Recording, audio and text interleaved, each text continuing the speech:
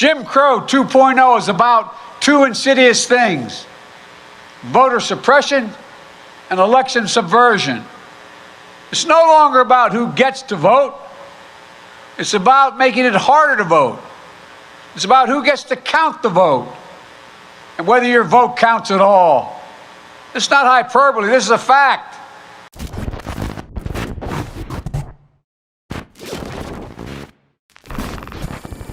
The voter suppression hustle is a game that the Democratic Party has been running on Black Americans for a long time now, and it's a game that is primarily directed at Black Americans in order to convince them that they've entered into some sort of Twilight Zone reality in which they're living under the tyranny of Jim Crow 2.0. But in reality, this has always been about the Democrats' attempt at making gains on allowing non-citizens the right to vote, making the Black vote inconsequential. Now, laws have already passed in New York, which now permits non-citizens the right to vote in local elections, with the only criteria being that you have to have lived in the city for a minimum of 30 days. Imagine that. After only being in the country for 30 days, you are now voting on legislation that will affect our community for generations to come. And like I've told you on multiple occasions, as a first-gen Haitian born in the United States, by and large, immigrants do not share the same political interests as those who are descendants of American slavery. This is true for Black immigrants, and it is especially true for non-Black immigrants. For crying out loud, I'm not even going to say too much. Just look at the title of this article in USA Today titled, "Proud Boy Saw a Wave of Contributions from Chinese Diaspora Before Capitol Attack."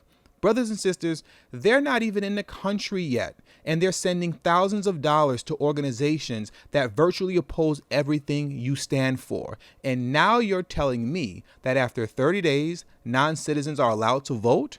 This is the real Twilight Zone that we're living in, not that of voter suppression. But I digress. As we speak, there is a fight currently happening to ban non-citizen voting in Georgia. This article comes from the Atlanta Journal-Constitution titled, "Ban on Voting by Non-Citizens in Georgia Introduced."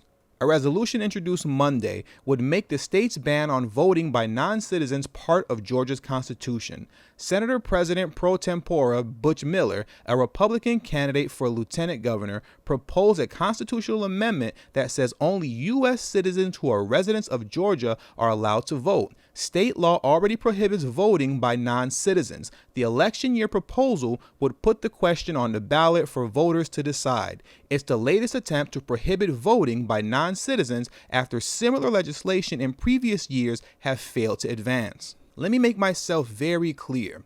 Voter suppression, at least as it pertains to Black Americans, is a myth. All you have to do is look at recent history to dispel it. The 2008 election of Barack Obama saw record-breaking numbers of Black Americans voting that year. Numbers that we have never seen before in this country. Now let's fast forward to 2012.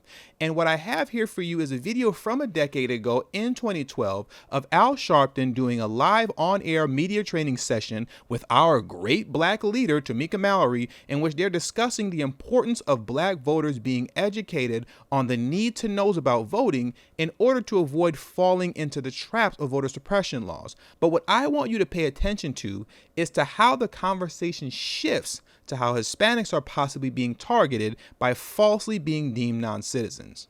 Why? What is happening, and why is this important to a civil rights movement? Well, it's very important because, first of all, we need to make sure that people are educated on the ground about these laws. They need to know what do they have to have. If they want to vote, when they vote, they need to have certain things with them. The ID, they need to know about early voting, whether or not it has been limited or ended in their state.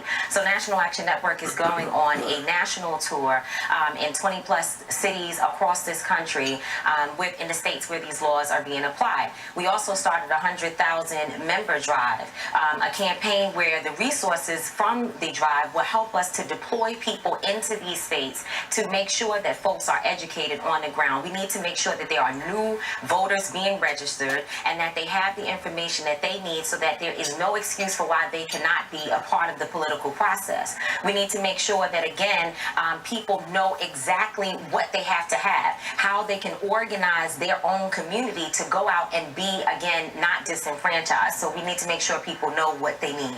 Now, Judith, with your group on the ground in Florida, what are people telling you as you go and deal with them? Are they intimidated? Are they ready to fight? What is the mood of those that are being targeted as alleged non-citizens? People are ready to fight. We know that this particular list is targeting Latino voters, and that, you know, basically the state's saying that they're suspicious of the fact that you might not be a citizen. And people are fired up because we've already found people who are actually citizens who are on this list. Now, that same year, in the 2012 re-election of Barack Obama, voter turnout actually went down. It went down for white voters, for Hispanic voters, and for AAPI voters. But guess who it didn't go down for? Yup, you guessed it.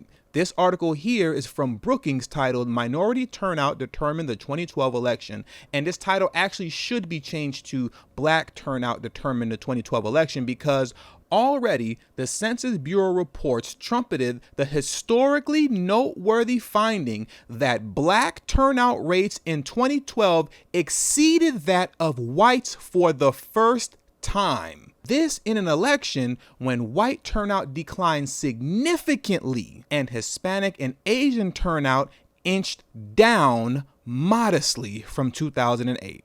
Brothers and sisters, voter suppression where? Black voters literally outvoted everyone in 2012, okay? If black folks want to vote, then by hook or by crook, they're gonna vote. Now, I already know someone is going to comment that in 2016, there was a record low turnout of black Americans.